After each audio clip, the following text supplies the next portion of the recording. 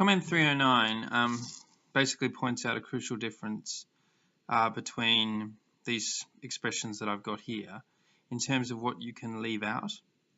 Timesing by 1 doesn't make any difference, therefore this can be left out. 1x equals 3 just becomes x equals 3. Adding 0 doesn't make any difference, therefore I can leave this out. X plus 0 equals 10 becomes x equals 10. However, timesing by 0 makes a massive difference. Timesing anything by 0 just makes it 0. So you cannot just leave this 0 out.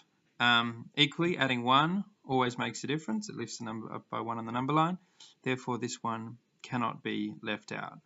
So you can leave out a 0 when it's being added, as I've done here. You can leave out a 1 when it's being multiplied, as I've done here, but you cannot leave out a 1 if it's being added, and you cannot leave out a 0 if it's being multiplied. This leads to a larger point to do with red dudes, which is that the reason why the division red dude is a clever choice here is because it turns that 2 into a 1. 2 divided by 2 is 1. You then have a 1 next to an x. You can therefore leave it out.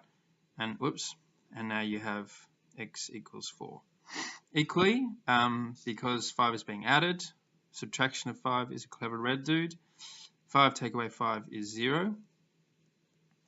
7 take away 5 is 2. And because adding 0 doesn't make any difference, you can therefore leave that out and you now have x by itself.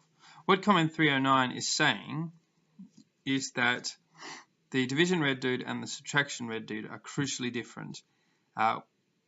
When x is almost by itself but for a term being added, subtract. When x is by itself but for a coefficient multiplying it, divide.